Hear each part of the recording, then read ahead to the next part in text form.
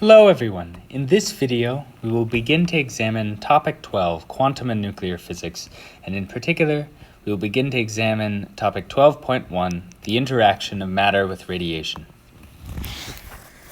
So, in the early 1900s, fundamental physics underwent a number of significant paradigm shifts in the transitions from classical mechanics and electricity and magnetism to quantum physics and general relativity. And what topic 12 will do will sort of place us in between sort of topic 7.1 and 7.2 of material we've already done, and we're going to sort of dive back in.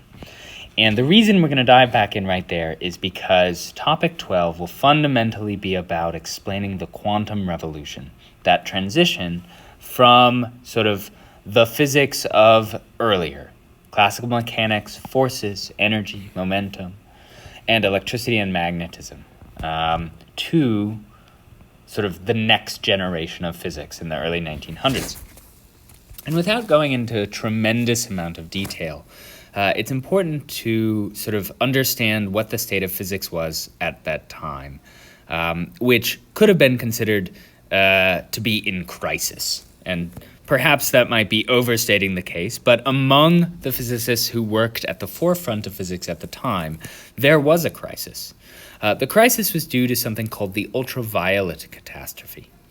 And the ultraviolet catastrophe was a failure of classical theories, that is, classical mechanics and E&M, to correctly predict a phenomenon known as UV blackbody radiation.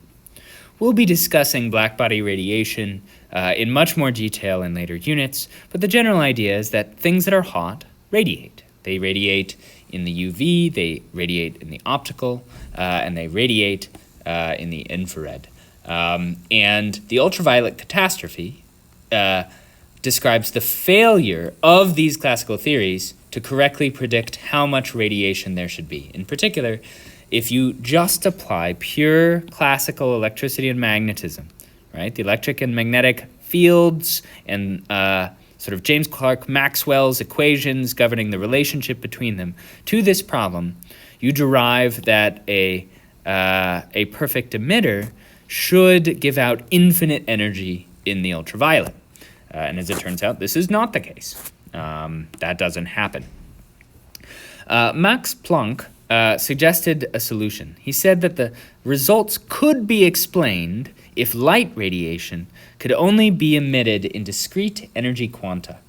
Okay, that is, in what we now understand, having seen topic 7.3 and 7.2 for that matter, as a photon.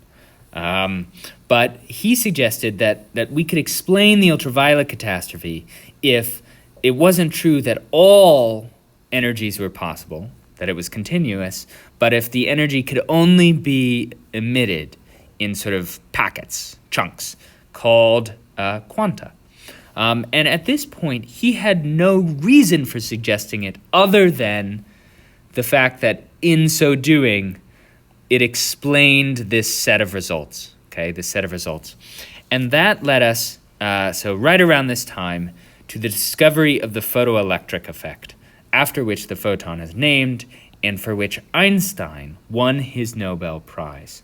And the story of topic 12.1 is in particular the story of the quantum revolution, starting with an unpacking of the photoelectric effect, where we had our first explanation and evidence that Max Planck's hypothesis about light was in fact true in the way the world worked.